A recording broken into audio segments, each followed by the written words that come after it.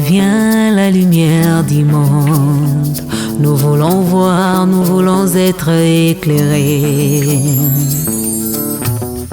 Viens la lumière du monde, nous voulons voir, nous voulons être éclairés.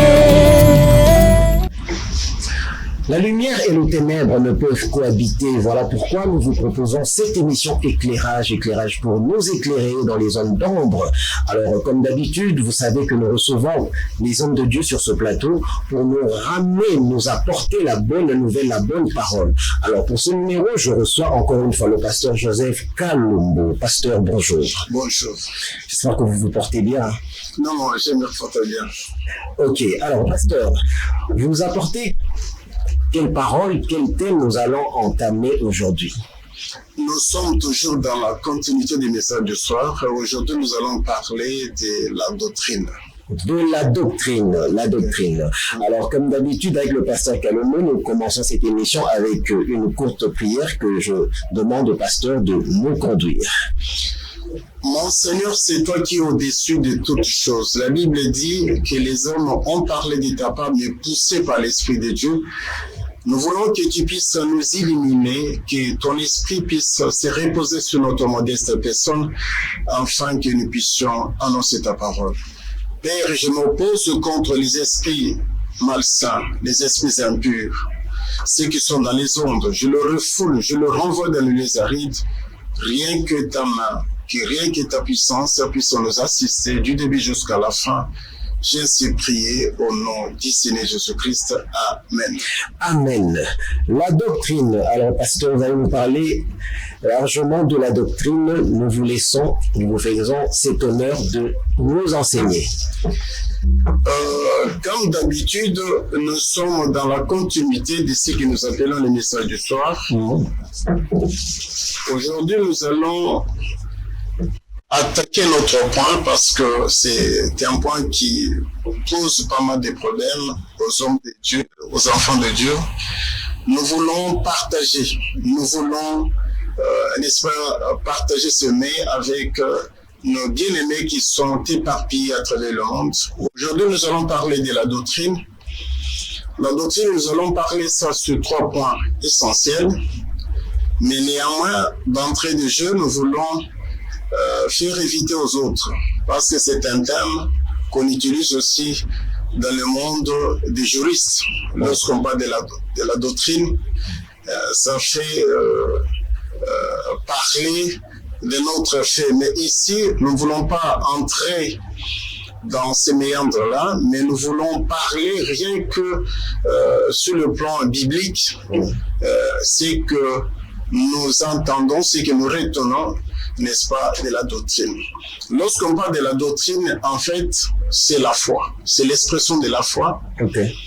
Et c'est ce que nous voulons présenter aux enfants de Dieu parce que la Bible, nous retrouvons plusieurs doctrines.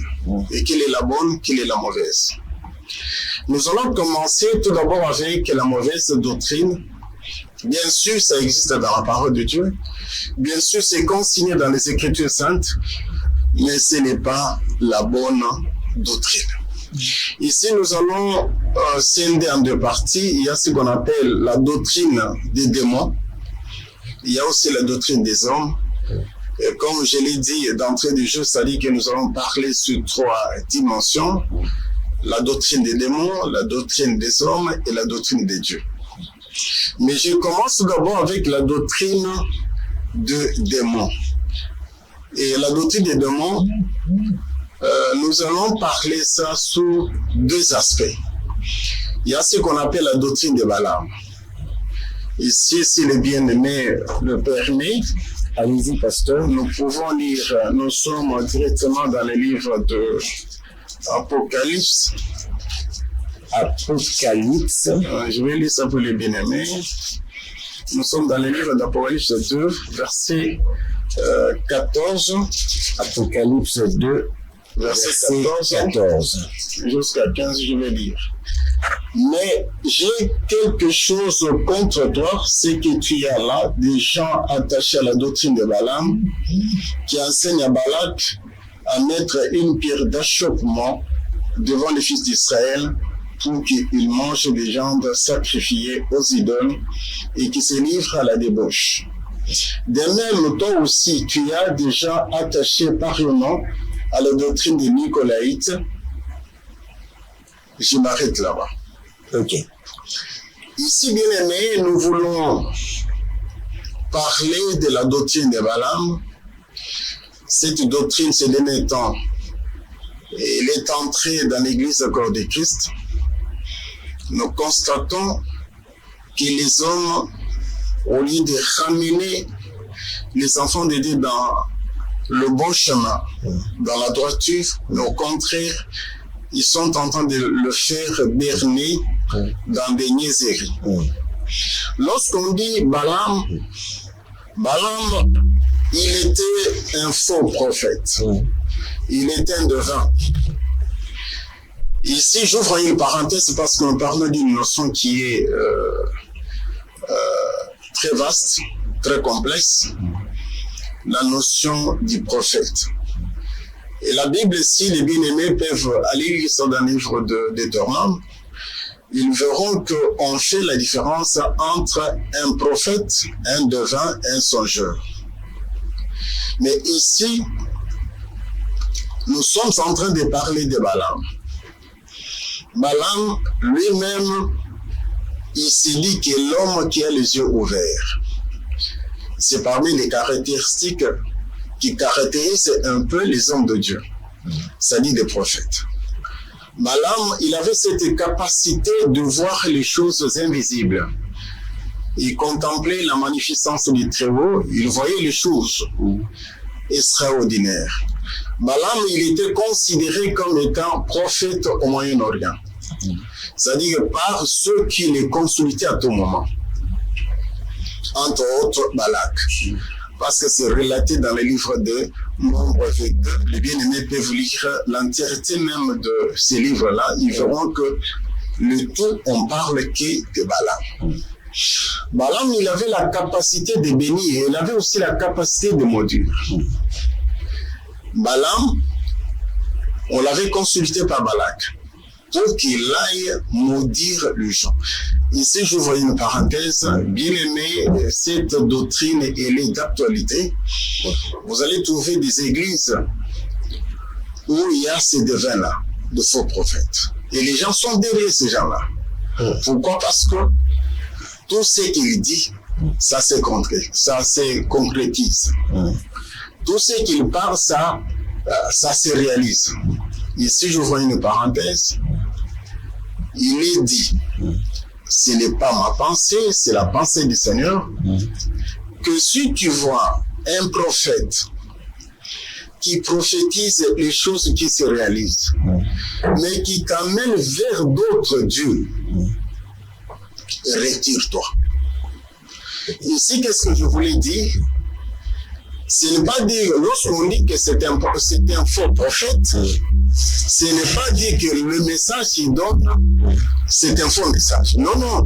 Ici, les gens doivent, n'est-ce pas, comprendre très bien que lorsqu'on parle du faux prophète, ce n'est pas le message qu'il donne, mais c'est la provenance de l'originalité de son message, qui n'est pas de Dieu. Mais Balaam, tout ce qu'il disait, ça s'est réalisé. C'est ainsi qu'il avait induit les enfants d'Israël en erreur. Il les a écartés de la bonne voie. Ici, lorsque nous sommes en train de parler de la doctrine de Balaam, ce sont les séducteurs. Les gens qui sont dans la maison du Père, mais leur travail, c'est d'écarter les enfants de Dieu dans le chemin du Seigneur. C'est-à-dire qu'ils donnent des prophéties, il prie pour eux, il les bénit, tout ça pour que les gens puissent s'écarter, n'est-ce pas, de la voie du Seigneur. C'est ainsi que ces derniers temps, nous avons ces devins-là qui sont dans la maison du Père. Ici, j'ouvre encore une parenthèse parce que dans les temps reculés, il y avait ce qu'on appelait les vendeurs de pigeons dans la maison du Père.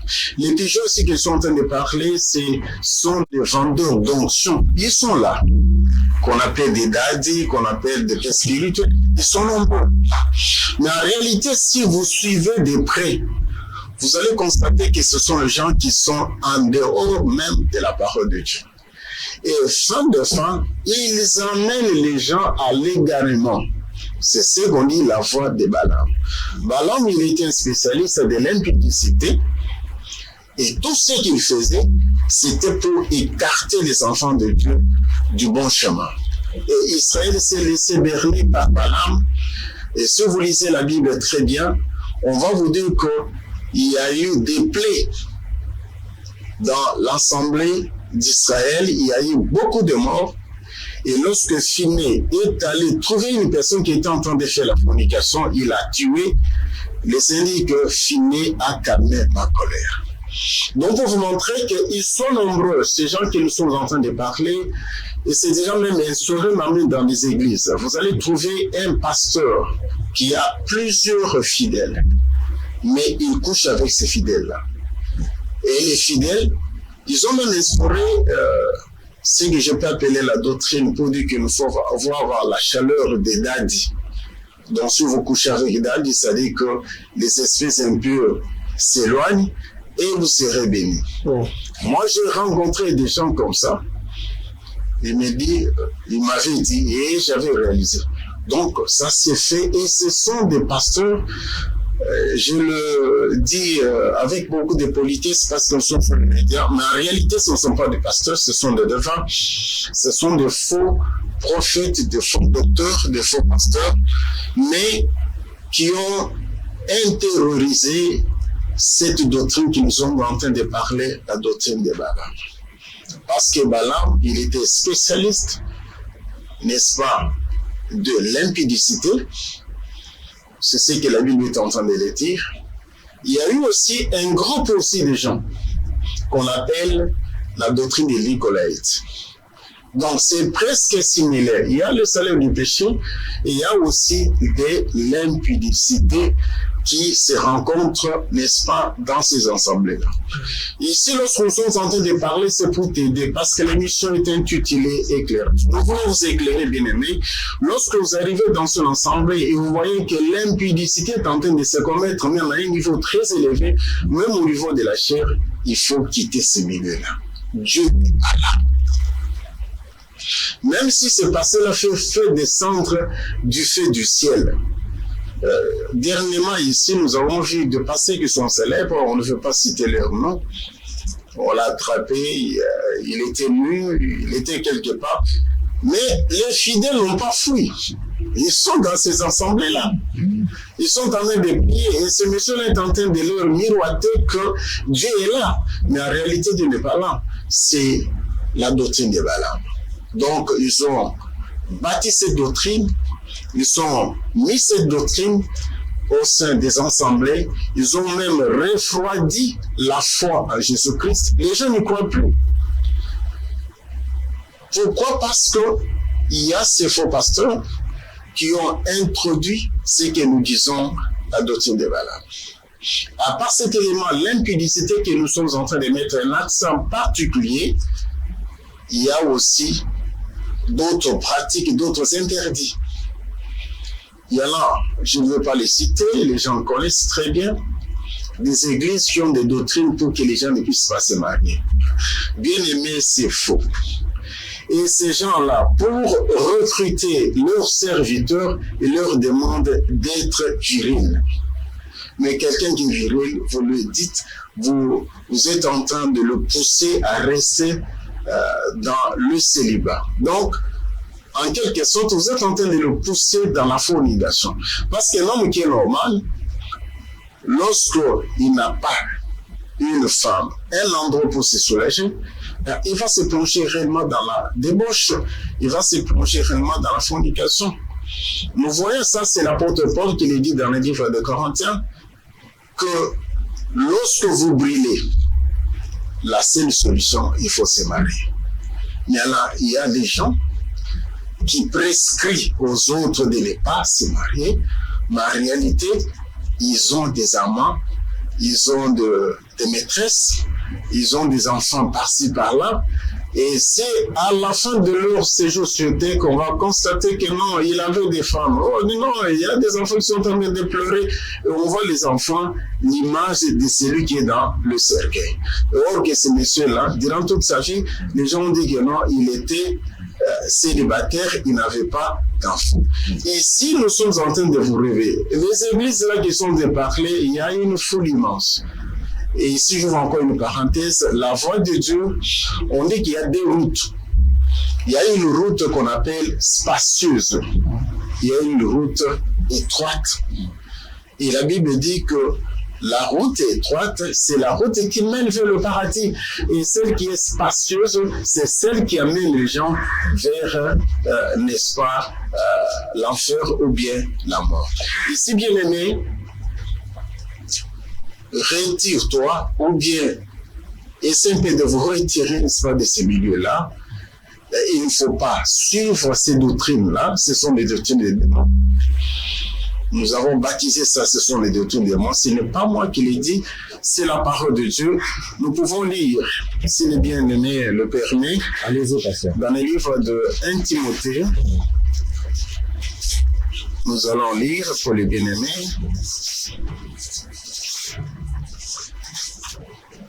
Nous sommes dans le livre de 1 Timothée, chapitre 4. 1 Timothée, chapitre 4. Et je peux commencer avec 1 jusqu'à 3. On dit ceci. Mais l'Esprit dit expressément que dans les derniers temps, quelques-uns abandonneront la foi pour s'attacher à des esprits séducteurs, à des doctrines des démons. Parce que les gens peuvent croire que non, j'ai inventé. Non, ça se trouve dans la parole de Dieu. Par l'hypocrisie des faux docteurs, portant la marque de la flétrissure dans leur propre conscience, ils prescrivent de ne pas se marier. Donc, ici, je suis en train de dire aux bien-aimés pour qu'ils sachent que non, ce n'est pas la pensée du pasteur, c'est ce qui est écrit. On continue. Et de s'abstenir d'aliments que Dieu a créés pour qu'ils soient pris avec action de grâce par ceux qui sont fidèles et qui ont connu la vérité. Ici, je suis en train d'ouvrir encore une parenthèse parce que nous avons parlé, n'est-ce pas, de se marier. Ce sont les interdits. Et nous allons maintenant prendre un autre élément, ce sont les aliments. Nous sommes pratiquement en République démocratique du Congo. Dans mon pays, il y a des assemblées, il y a des églises qui prescrivent à leurs fidèles de ne pas manger tel et tel aliment. Je ne cite pas les noms parce que nous sommes sur les médias. Et ils ont même interdit même aux fidèles de ne pas manger la viande. Or, la Bible dit que tous ceux qui se vendent au marché, nous devons le prendre avec action de grâce. Donc, on ne peut pas interdire à quelqu'un, n'est-ce pas, de ne pas manger tel ou tel aliment.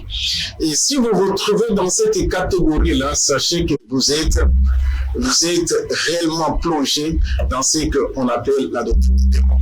Donc, vous êtes dans une doctrine qui n'est pas la bonne, qui est la mauvaise.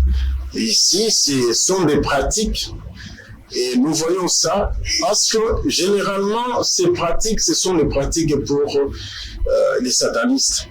Vous allez trouver des gens qu'on appelle des végétariens. Ce n'est pas en vain, c'est parce que dans notre monde, on les a prescrit ça, on dit que toi, tu vas prendre tel aliment plutôt, tu ne peux pas consommer tel ou tel élément.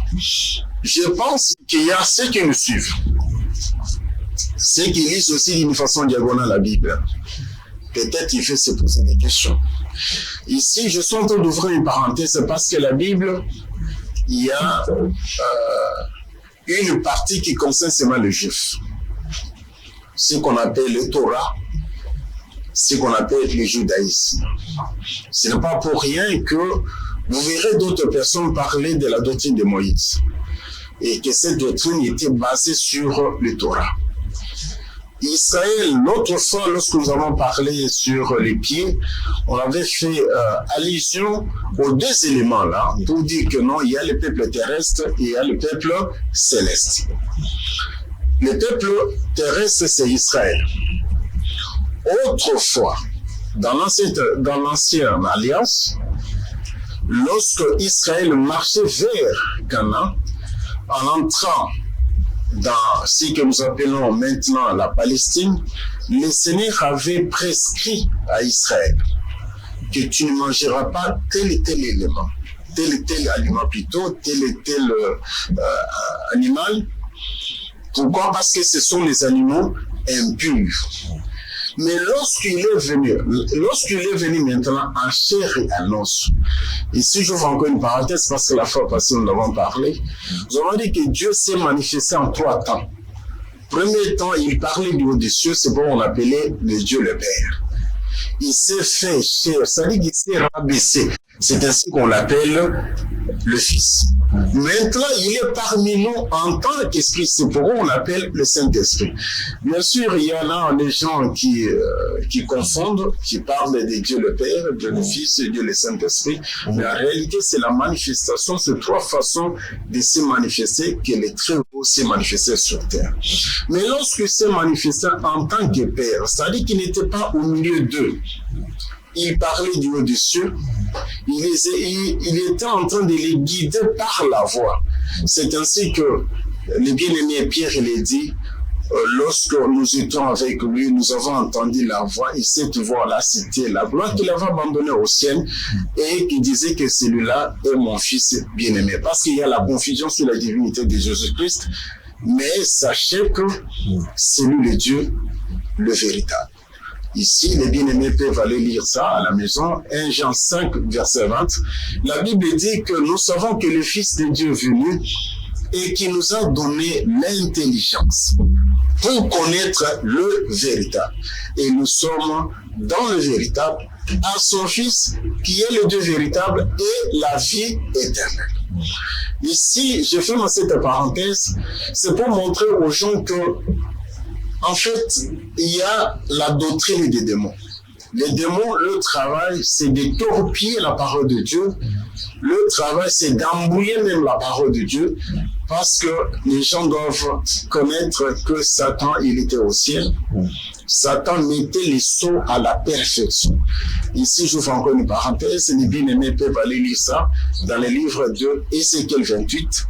Ézéchiel 28, 1 jusqu'à 15 ou à 16. Vous allez voir, là-dedans, on vous dit qu'il était sur la sainte montagne de Dieu. Il était plus sage que même que Daniel.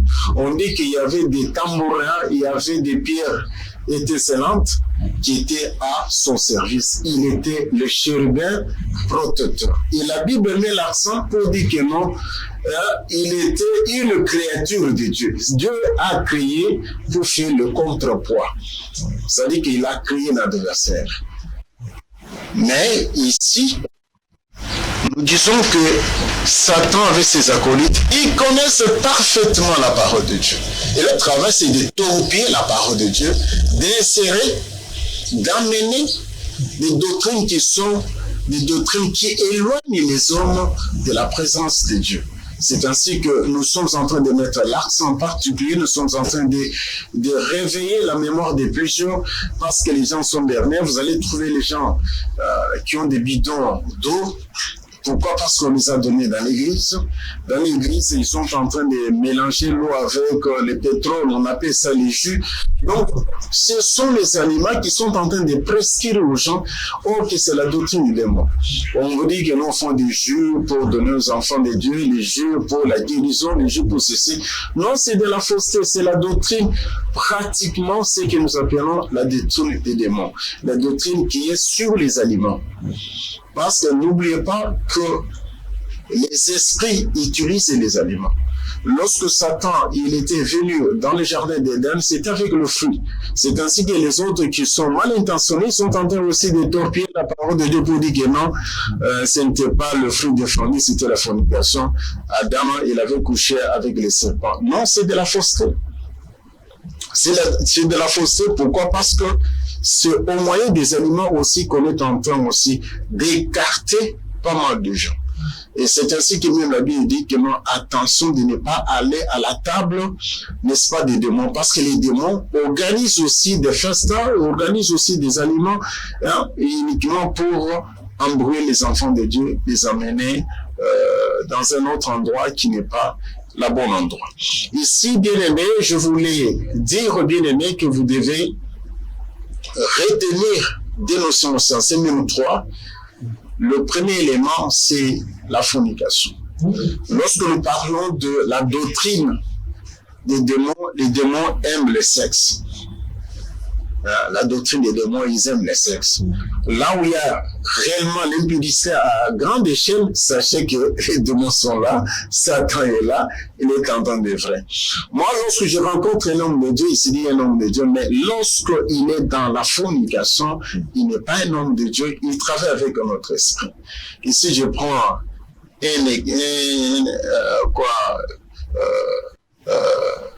un élément très important. Il y a eu, je ne peux pas le citer, c'est un grand pasteur aux États-Unis. Il entraînait pas mal de milliers de gens derrière lui, mais il disait que non, il n'a qu'une seule femme. Et les gens acclamaient, les gens étaient très contents que notre pasteur, il est dans la bonne direction. Mais comme les démons savaient très bien qu'il mentait, il n'était pas dans la vérité, on l'a exposé. Il avait une maîtresse, il couchait avec la maîtresse, il couchait aussi avec l'enfant de la maîtresse. On avait balancé les images à la télé, et lorsque les gens regardaient, ils croyaient que non, c'était film pornographique. On dit non, c'est le célèbre pasteur tel. Monsieur là, j'étais le nom. Une année après, il est passé à la télé pour demander le sang de l'agneau m'a purifié. Les gens ont dit non, c'est faux, il est en train de mentir. Donc, il est pour dire quoi? Et dans le monde spirituel, il y a un élément du côté négatif qui les redonne l'ascension. C'est l'impudicité, c'est le sexe. Dans le monde des ténèbres, parce que je fais des cures d'âme de plusieurs personnes, on vous dit, vous allez trouver un enfant qui est dans la sorcellerie, qui a 8 ans, qui dit que non, il a déjà enfanté 3 enfants. Donc cet enfant, il connaît déjà le sexe. Mais il a 8 ans. Il te parle des choses extraordinaires. Ce qui se passe dans l'au-delà. Et vous allez remarquer même qu'on nous a imposé. On a imposé à la société leur mode de vie. C'est ainsi qu'il y a ce qu'on appelle le mariage pour tous. Le mariage pour tous, ça qu'on est en train de passer d'une façon polie. C'est homme, homme, femme, femme. Or que la Bible dit, ce ne sont pas des péchés, mais c'est l'abomination la plus totale. Donc ce sont les gens qui héritent l'école, qui héritent la colère de Dieu pour que Dieu puisse éliminer les habitants qui sont sur la terre. Donc pour vous montrer que si ça devient une doctrine, mais ça devient très dangereux. Moi, je suis au Congo, je suis en République démocratique du Congo. Je connais au moins plus de 10, je ne peux pas citer les noms, des grands pasteurs, mais qui sont des impudiques à un niveau très élevé. Il y a eu un autre qui était un ami, il m'avait même laissé son église, il avait prêché pendant même 6 mois dans son église. Mais à ma grande surprise, il couchait avec des petites jeunes filles dans l'église, leur disant que non, il applique la théorie d'Élie et la théorie d'Élisée. Mais Élisée, il avait fait l'expérience, c'était sur quelqu'un qui était déjà décédé. Hein? Donc, il y a des églises qui ont instauré ce qu'on appelle la prière d'Élie. Corps à corps, pasteur avec les fidèles. Quand le pasteur il a l'onction, il va transmettre par son corps l'énergie directement, n'est-ce pas, à son fidèle, et le fidèle sera guéri. Or que c'est le mensonge, c'est la fornication, c'est l'impudicité. Il y a des choses impossibles qui se passent. Donc, ils sont déjà bien orchestrés dans des églises et qui sont devenus comme des dogmes, qui sont devenus comme des doctrines, comme sont en train de les parler. Donc, dans l'église, même les fidèles savent que non, pasteur, il a déjà sorti avec elle, moi aussi ça viendra aussi mon tour. Donc c'est ce que nous sommes en train de réveiller la mémoire de plusieurs. Autrefois j'étais dans une église et lorsque j'ai commencé à prêcher sur cet aspect, j'ai vu une femme qui est venue me voir et dit pasteur, mais c'est que tu dis vrai. Hein, mon pasteur m'avait dit que non, il devait me laver parce que j'avais de la malédiction, tout ça. Mais après avoir été lavé par le pasteur, on a fini à tomber avec le pasteur. Donc, ce sont des pratiques qu'on a déjà insérées au sein des églises. L'autre aspect, c'est ce que je venais de dire ici. Hein, on vous prescrit, on vous dit que non, vous ne devez pas manger tel aliment. Non, c'est faux, bien-aimé. Les versets bibliques que nous avons lus vous montrent que tout on doit le prendre avec action de grâce. Tout ce qui se vend au marché, vous pouvez le consommer. Pourquoi je tombe le dire? Vous allez trouver que chez nous, nous avons une mosaïque de tribus. La République démocratique du Congo, nous avons au moins plus de 400 tribus. Dans chaque tribu, ils ont des animaux qu'ils mangent. Et que peut-être que les autres ne mangent pas. Je prends l'exemple seulement du chien. Il y a des tribus qui ne mangent pas de chiens. C'est tout à fait normal. Mais il y a aussi des tribus qui mangent aussi les chiens. Ce n'est pas dit que nous devons les incriminer. Il y a aussi des tribus qui mangent aussi les chiens et les autres ne les mangent pas. Mais néanmoins, la Bible dit que en ce qui concerne à manger, nous ne devons pas prescrire aux gens, nous ne devons pas en faire un problème, mais nous devons prendre ça avec action de grâce. Parce que la Bible dit que tout ce qui se vend au marché, nous devons les consommer, mais avec action de grâce, c'est-à-dire qu'avec la prière. Le dernier élément que nous sommes en train de parler, c'est des pratiques qu'on a insérées au sein des assemblées. On donne de l'eau. On donne le vin. On vous dit que non, Daddy, il a prescrit, il faut acheter l'huile. Toutes ces pratiques-là, ce sont des pratiques purement diaboliques. Parce que la Bible nous dit que le vrai huile, que nous pouvons appeler huile fraîche, c'est le Saint-Esprit. Lorsque quelqu'un, il est imbibé de l'huile fraîche, que je suis en train de parler du Saint-Esprit, il n'a pas besoin de l'huile qu'on va acheter au marché, qu'on met au sein des assemblées, et des pasteurs sont devenus des trafiquants. Pourquoi des trafiquants? Parce que ils sont dans la mauvaise doctrine, qui n'est pas la bonne.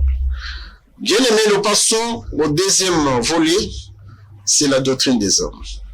Ici, nous pouvons lire, avec les bien-aimés, nous sommes dans 2 Timothée. 2 Timothée, nous lisons chapitre 4. 2 Timothée, chapitre 4. Nous pouvons lire 3 jusqu'à 5. J'ai lu au nom du Seigneur Jésus-Christ. Car il viendra un temps où les hommes ne supporteront pas la sainte doctrine, mais ayant la démangeaison d'entendre des choses agréables, ils se donneront une foule de docteurs selon leurs propres désirs, détourneront l'oreille de la vérité et se tourneront vers le fable. Mais toi, sois sobre en toutes choses, supporte les souffrances, fais l'œuvre d'un évangéliste, remplis bien ton ministère. Ici, nous sommes en train de parler la doctrine des hommes. Bien aimé, c'est grave. Il y a, je peux l'appeler Papolité, c'est le nom de Dieu. On faisait avec des émissions avec lui autrefois. Mais il m'a étonné.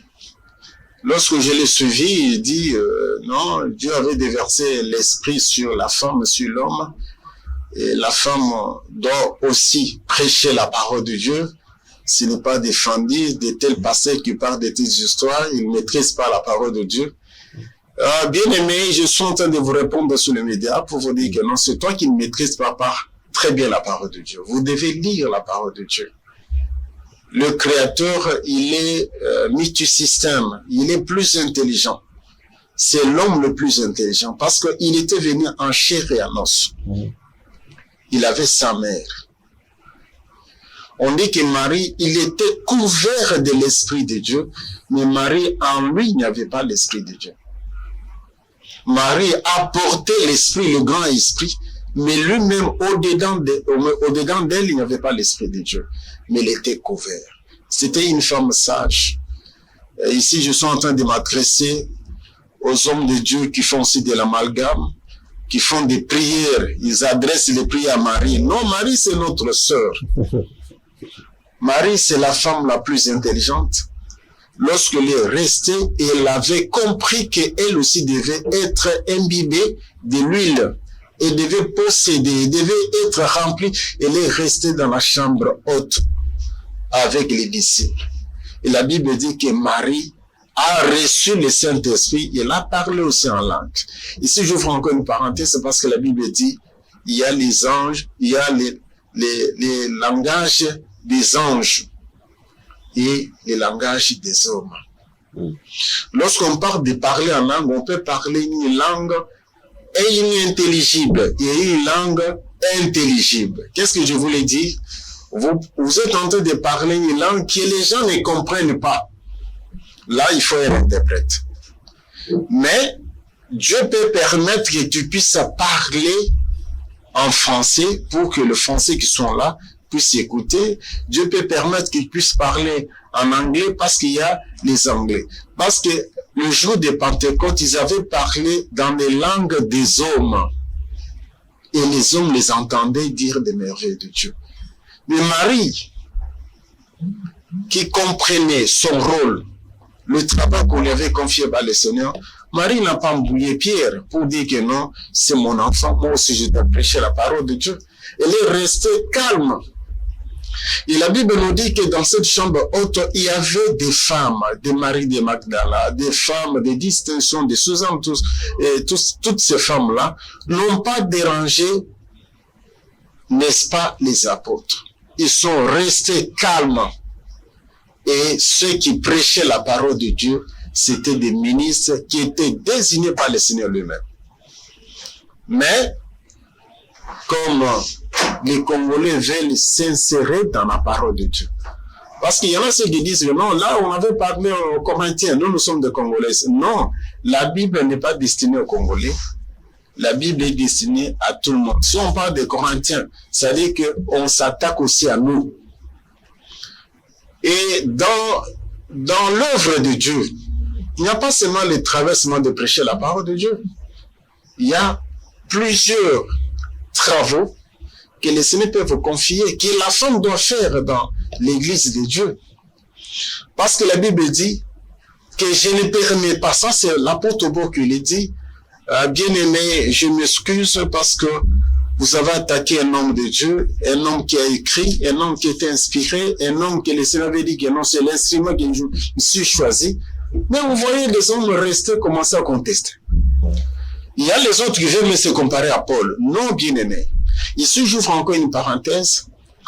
Dans la ville sainte, Jérusalem céleste, il y a 12 colonnes, bien-aimés. Et sur chaque colonne, il y a le nom de l'apôtre. Ce n'est pas ton nom, mon frère. Même si tu vas faire des miracles extraordinaires, ton nom ne sera pas gravé. Mais moi qui est en train de prêcher la parole de Dieu, je ne serai pas comme Paul. Paul, il est considéré comme étant colonne et appui de la vérité.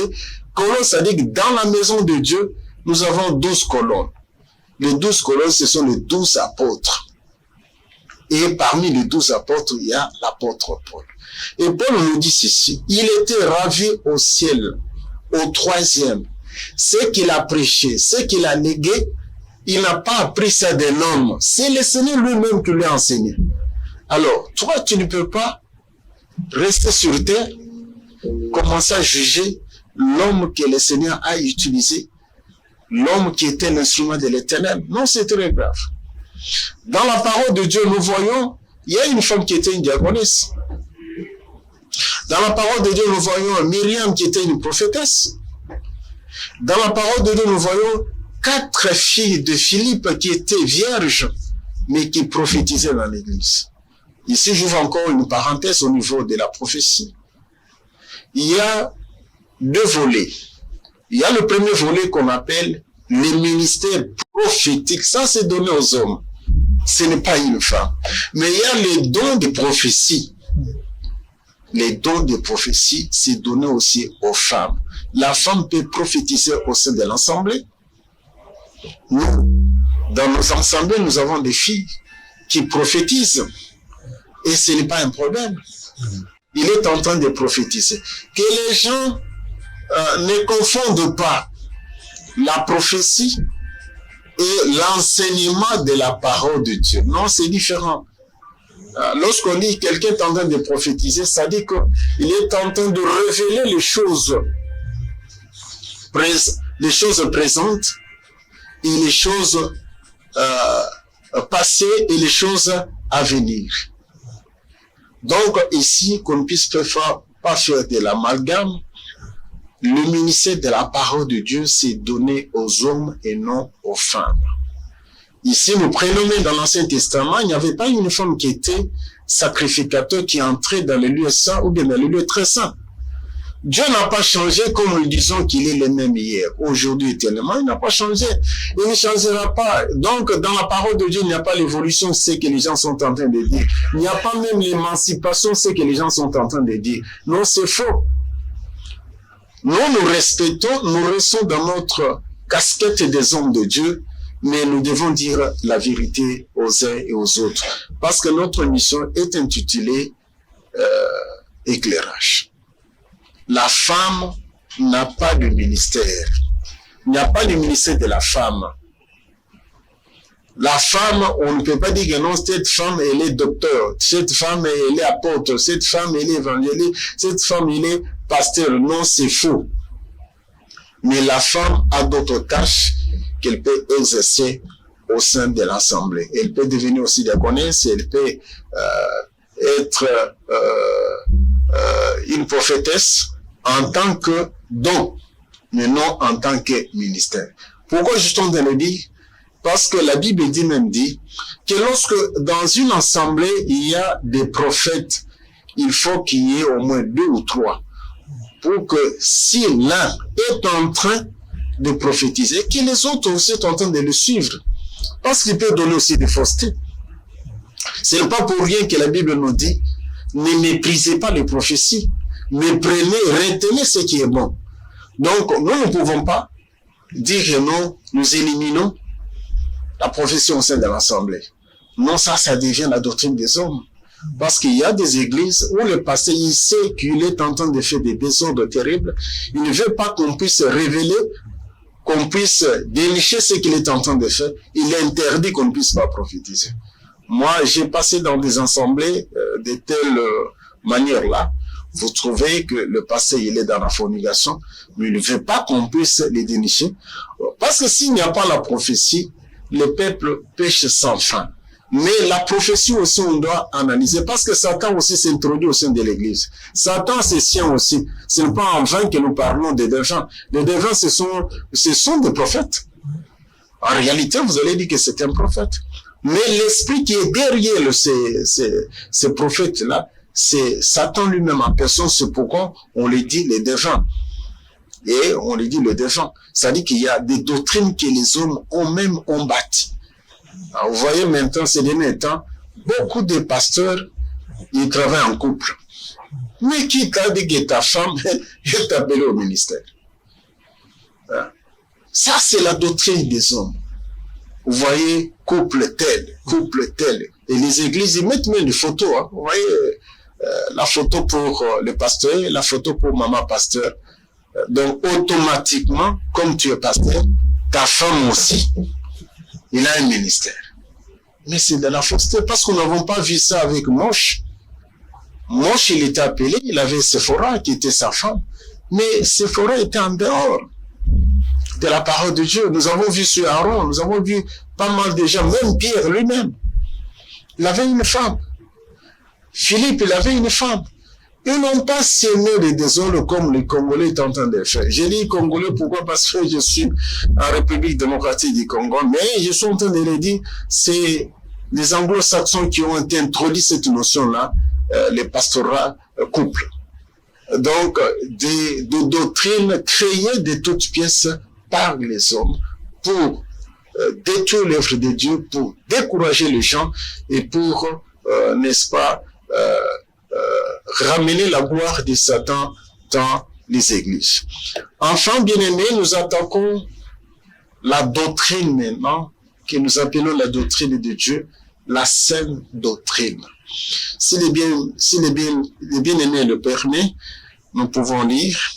Ok, allez-y rapidement, il nous reste 5 minutes. Nous allons lire, nous sommes dans les livres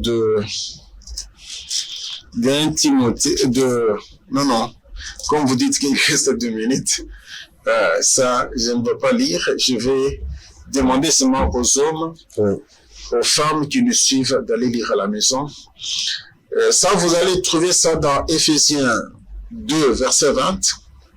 La Bible dit ceci, que nous sommes fondés sur les enseignements des apôtres et des prophètes, Christ étant la pierre angulaire. Dans la doctrine que nous sommes en train de prôner, que nous disons la bonne et la vraie doctrine, c'est celle qui élève les enseignements des apôtres et des prophètes, Christ étant la pierre angulaire. Ce sont, bien sûr, la doctrine où on élève le Christ comme étant l'absolu, comme étant la main de Dieu, comme étant le paraclet, comme étant la pierre d'achoppement. C'est ça la doctrine. Parce que ces derniers temps, nous voyons les hommes qui veulent qu'on ne puisse pas parler des caisses, mais qu'on puisse parler des dadis, parler des dieux des tels. Non. La vraie doctrine, ce sont les enseignements des apôtres et des prophètes. Les enseignements des apôtres, on vous dit ceci, qu'il n'y a qu'un seul Dieu, qu'il n'y a qu'un seul nom qui est donné à l'humanité pour être sauvé sur terre, en dessous de la terre, en dessous de la mer. C'est le nom de Jésus-Christ. On dit que tout genou fléchit à ce nom-là. Alors, si vous trouvez une autre personne qui te dit, non, vous savez, Jésus-Christ, c'est un grand esprit, il y a d'autres esprits secondaires qu'on peut aller voir, on ne peut pas les déranger avec tel problème. Non, c'est du mensonge. Parce que la Bible dit que c'est lui le souverain sacrificateur selon l'ordre de Melchisédek. C'est lui qui a traversé le parfait tabernacle et qui a inauguré la route que nous appelons l'autoroute. Il n'y a plus, n'est-ce pas, de barrages, il n'y a plus de personnes qui peuvent s'interposer, c'est-à-dire qu'il n'y a que le Christ. Même moi, le passé qui est en train de parler, je ne peux pas devenir un goulon d'étranglement pour toi. Pour dire que non, pour que tu sois béni, pour que ta prière soit exaucée, il faut passer par moi. Non. Tu es libre, ma soeur, tu es libre, mon frère. Tu peux formuler des prières et Dieu peut t'écouter. Pourquoi je suis en train de dire, la doctrine que nous prenons pas la doctrine des pères spirituels, des dadis, de ceci. Non, nous élevons le Christ parce que Pierre, plutôt Paul, il était conduit par un fidèle qui avait prié pour lui. Il était devenu aveugle sur le chemin de Damas. On lui a dit, entre dans ta ville, tu trouveras un homme, son nom c'est Ananias, il va prier pour toi, tu vas recouvrir la vie. Et lorsqu'il est entré, il a trouvé Ananias, qui n'était pas un pasteur, qui n'était pas un évangéliste, qui n'était pas un docteur, qui était un fidèle. Ici, je suis en train d'attirer l'attention de plusieurs, attirer l'attention des hommes de Dieu, attirer l'attention aussi des enfants de Dieu. Il n'y a que deux choses dans la vie chrétienne. On dit rechercher la sanctification sans laquelle nous ne verra la face du Seigneur. C'est-à-dire la sanctification et la paix.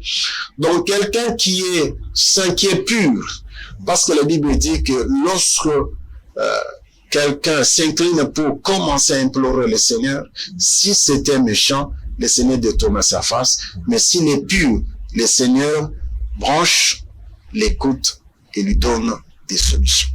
En fait, voilà ce que nous avons préparé pour cette journée. Nous avons préparé la doctrine, nous avons parlé ça sur 3 paliers.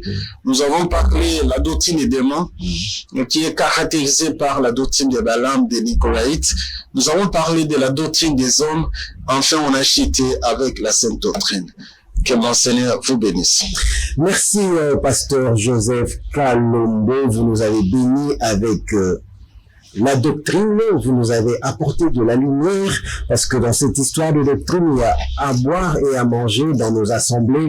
Merci pour cette parole qui nous a vraiment ouvert les yeux. Alors, vous avez tellement bien expliqué ça que, et le temps nous fait carrément défaut, je vais vous poser au moins une question par rapport à ça, mais par rapport au premier point, la doctrine de Balaam, la doctrine de Démon.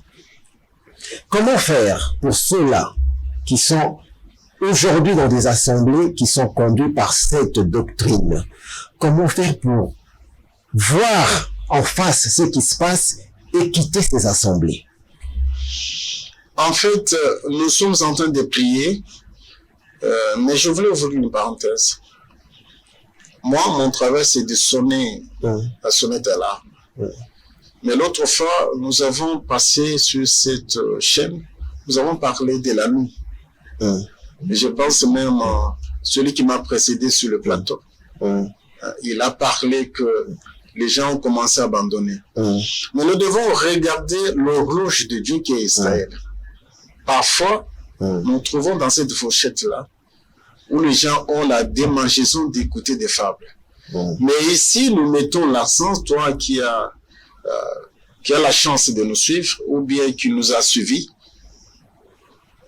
Lorsque vous remarquez que l'impudicité est entrée dans la nuée sainte et que vous êtes au courant que ton pasteur c'est un ivrogne, vous êtes au courant que ton pasteur il a beaucoup d'amants, vous êtes au courant que le pasteur a instauré la prière d'Élie au sein de l'assemblée, quittez. Quittez.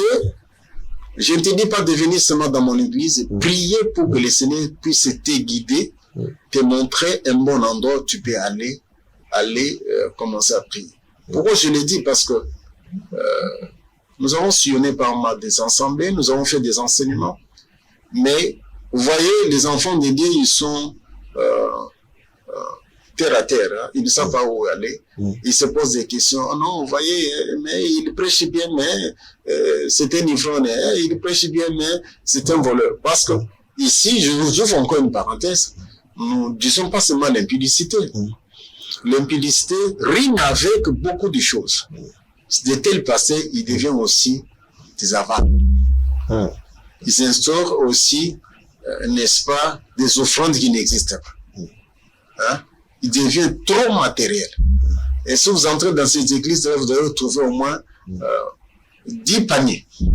Nous allons revenir dans cette histoire des offrandes parce qu'on a eu à voir des images qui circulaient dans une église auquel on était en train de demander à une dame de ramener assez d'argent parce que ce qu'elle présentait là n'était pas assez suffisant.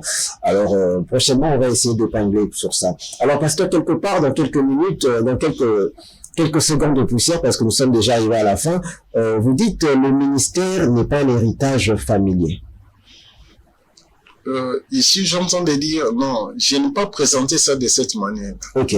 J'ai présenté que le ministère n'est pas un ministère de couple. Le Seigneur peut t'appeler. Il t'appelle, mais il n'a pas appelé la femme. Mais toi, tu es imbu, tu es poussé par, tu veux bâtir ta doctrine à toi. Tu dis à maman, toi aussi tu vas commencer à prêcher. Tu seras avec moi parce que tu es l'enfant du pasteur. Tu es la femme du pasteur. Mais en réalité, le Seigneur ne connaît pas la femme. Ici, je fais allusion à Moïse, à Moïse. Moïse, il était marié à une Éthiopienne qu'on appelait Séphora. Mais lorsque le Seigneur lui a appelé, il n'a pas appelé Séphora. Mais Séphora est restée jusqu'à la fin des jours la femme de Moïse. Et Moïse n'a jamais amené Séphora dans l'assemblée des enfants d'Israël. Non, il faut écouter aussi Séphora. Non. Mais ces derniers temps, nous voyons des pasteurs qui ont créé des églises. Et si vous passez, vous allez trouver, il y a photo du pasteur, une photo de sa femme. Je vous dis parce que j'étais invité dans une église où, du haut de la chaire, il y avait la chaise de maman pasteur et la chaise du pasteur. Il m'avait invité dans son église pour prêcher.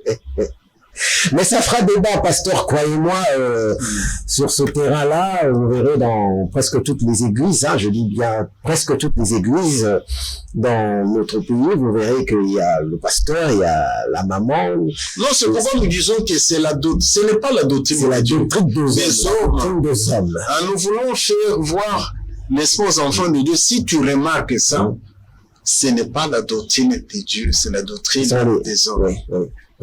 Ce n'est pas Dieu, c'est des hommes. Et le pasteur s'est décidé d'élever aussi sa femme, de mettre sa femme, mais ce n'est pas Dieu. Ok. En tout cas, nous étions bénis avec le pasteur Joseph Kalombo. Si vous voulez parler avec le pasteur Joseph Kalombo, contactez le pasteur Joseph Kalombo. Il y a son numéro juste en bas de son nom, inscrit sur le bas de l'écran. Vous pouvez contacter le pasteur Joseph Kalombo pour plus des informations. Si vous voulez parler avec le pasteur, allez-y, appelez par ce numéro. Alors, pasteur, vous avez il y a des programmes établis pour l'église. Il y a des choses à venir.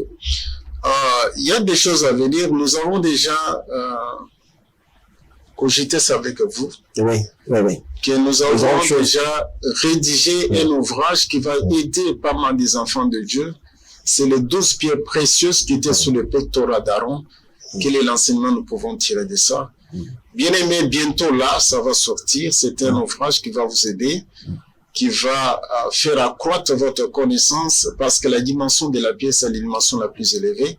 Mais ici, nous vous demandons de nous soutenir dans vos prières, parce que le travail que nous sommes en train de faire, Satan n'est pas du tout content.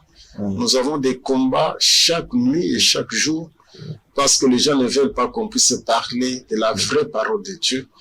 Nous demandons que tous ceux qui nous suivent à travers le monde, qui puissent aussi prier pour nous. Deuxièmement, nous sommes sur les médias. Il faut nous soutenir sur le plan financier pour que nous puissions chaque semaine passer pour donner les mails délicats.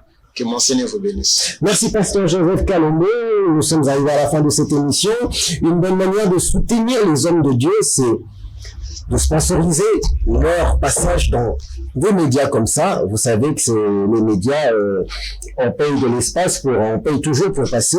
Alors, une bonne manière de soutenir aussi les hommes de Dieu, c'est de les accompagner pour répandre la parole de l'Éternel à travers les médias. Alors, si vous voulez le faire, il y a des numéros qui sont déjà affichés. Contactez le pasteur et soutenez-le. De cette manière-là, ça fera que du bien.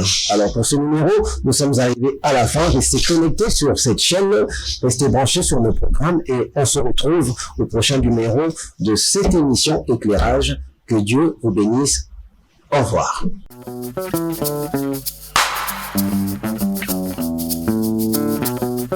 Viens la lumière du monde, nous voulons voir, nous voulons être éclairés. Viens la lumière du monde, nous voulons voir, nous voulons être éclairés. Le